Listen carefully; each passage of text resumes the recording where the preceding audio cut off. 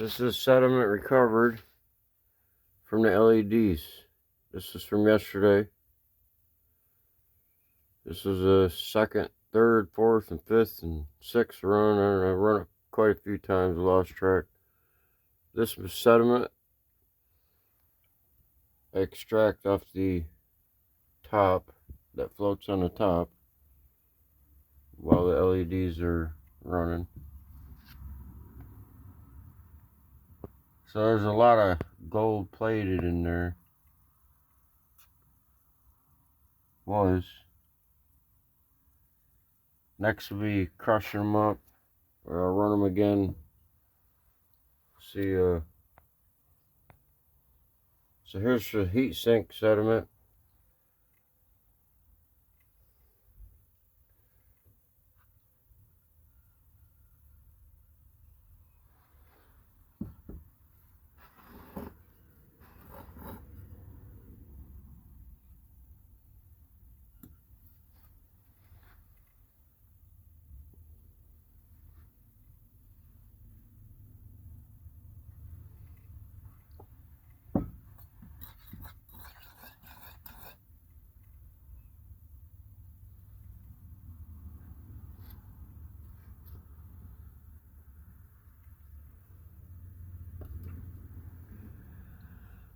So this is a stock pot for the dark sediment.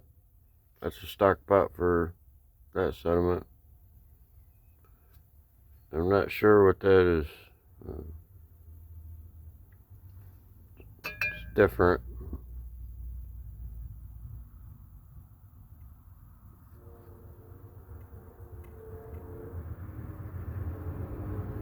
I could probably just add it to there, and it'll collect anything of that in there, and it might lay on top like this lighter brown sediment does.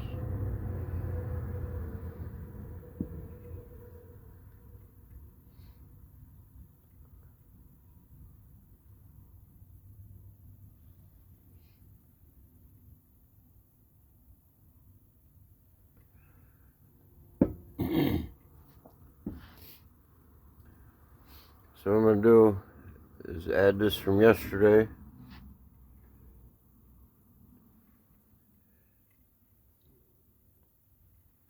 I'm going to add it to here, and the brown sediment will settle on top.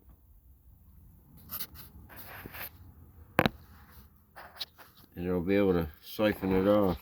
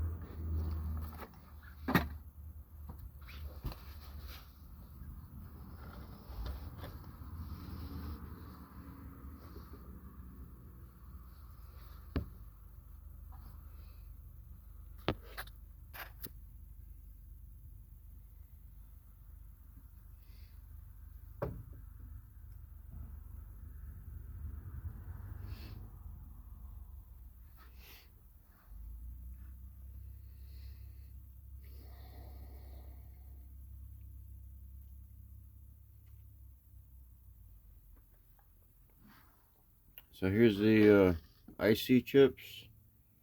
I shocked them a couple days ago.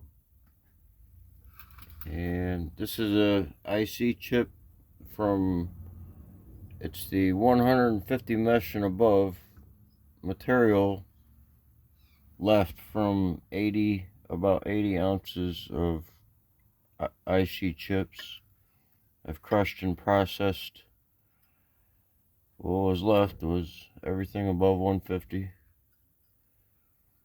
And I shocked them a couple days ago. And I didn't have anywhere to put the sediment, so I just dropped the sediment back down in with the material and run them again.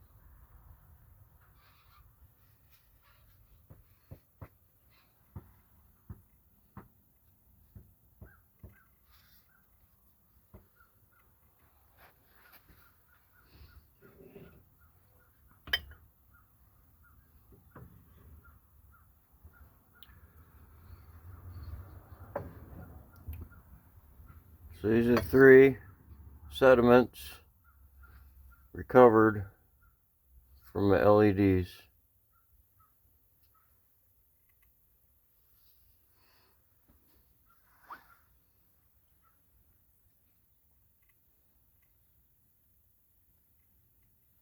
That's without crushing them up so far. There's different forms of LEDs. There's the I think those are a type of LED similar to, I think it's come on a hard drive disk or something. But the on the plastic strips, get them out the plastic strips. Sometimes they're connected to them.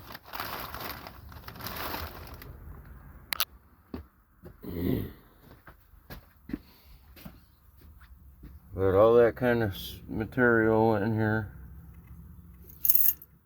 Might be a couple light bulbs. I think I picked them out. There's only a couple. There's one right there.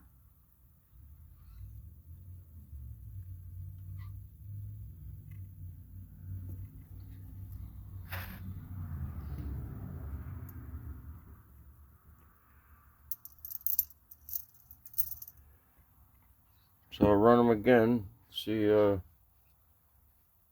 what else shocking them does. It's just spent hydrogen peroxide. That's all it is. 50-50 water, spent hydrogen peroxide. So once you get over-the-counter hydrogen peroxide, and what you want to do is you just want to take it and spend it. You just the board or whatever you're going to work on, where you're going to deplate. Say you're going to deplate this, so you just put that in a basket and put some fresh hydrogen peroxide on it and let it neutralize itself, and it'll become inactive. And then add 50% water and put some electricity to it. It's 12 volt.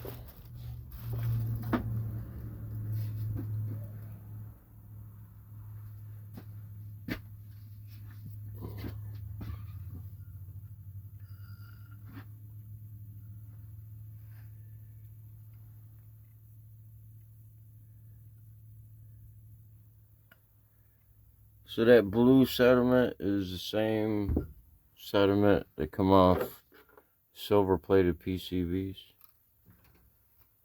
See, when they're depleted, they're clear, they're see-through, transparent. See, the green mask is still staying on there, it's not coming off. There might be a little bit, but it'll never withstand the fire. Won't withstand incineration. Dust in the wind.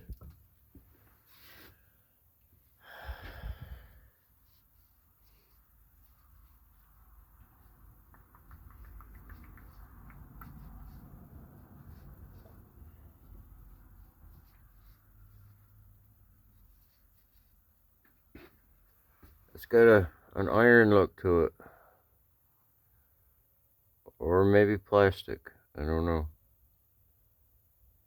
I don't think it's plastic because I don't have any plastic. It's not doing anything to plastics. So, hey, it could be copper. I don't know. But anyway, I don't want to put it in here because it's just not the same.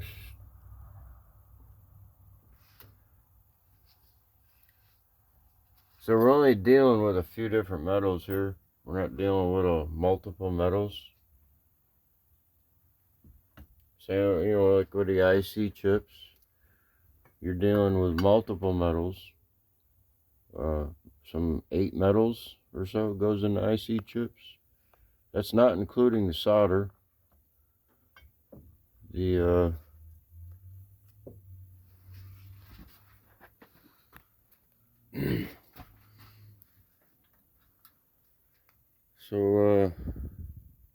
the pads, like you see the pads that the components set on, you can see them on this board. They're silver plated, and when they put the micro components onto the pads, and then when you depopulate the board and take the pads off, you take the pad, the silver that the pad is, that comes up with the micro components. So if they're gold, it's a gold plated board, and the micro components, they're soldered to it. Pick them up, you'll pick the pad up with it. So if you find gold in your micro components, it's not that there's any gold in the micro components. There is palladium, copper, tantalum, maybe aluminum, and a couple base metals.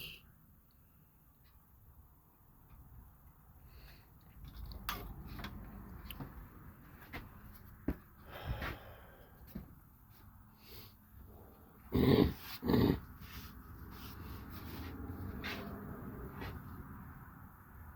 there's nothing more right now. It'll just settle out, and that brownish sediment will accumulate on the top, and I'll be able to siphon that off and put it in where that. I might get a little bit of that dark stuff in there. It's probably a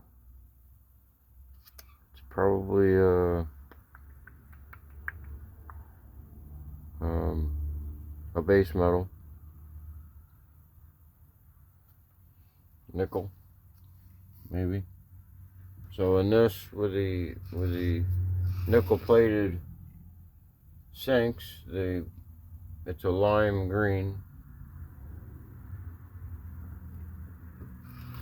The nickel, because there's more of it. There's quite a bit more of it, and there would be less silver, because the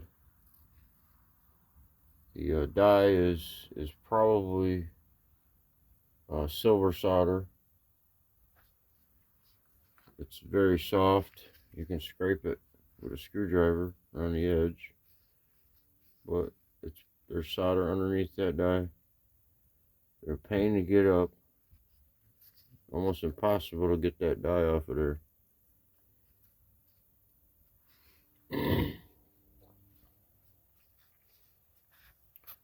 But I'll keep running these, and we'll see if that dye will come off of there. Shocking it. I don't see any decay, but there is multiple metals in there, maybe. Probably gallium, or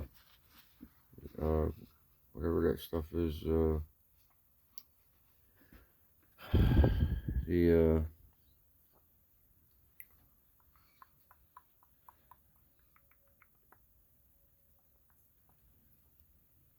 It starts with a G. It's a soft metal. You know, it's kind of hard to tell the difference between that and silver.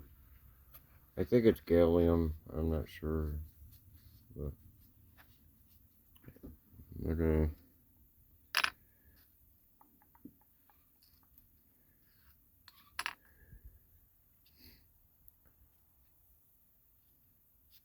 so you see the plate. It's been plated. And there's a copper. Looks like a solid copper in there. You know, just like the coins. They're wrapped and wrapped in heat shrinked.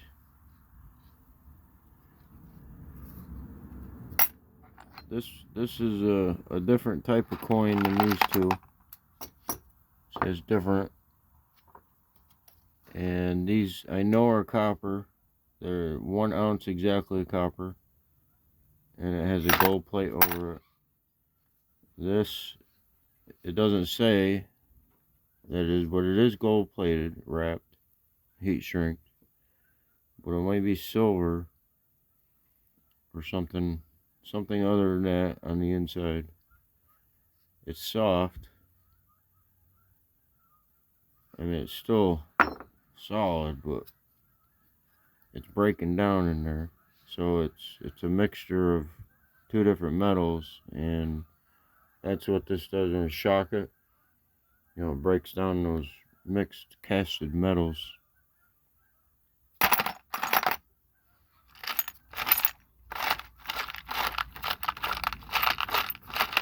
So you turn in the iron.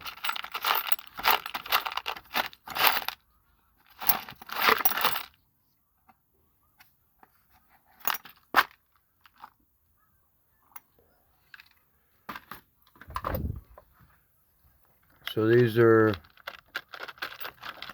Mosfets.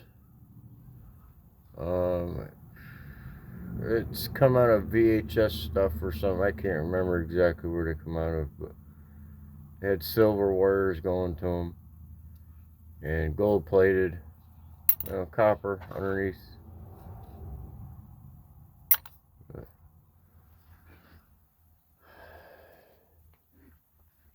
So I'll get this set up and run these again.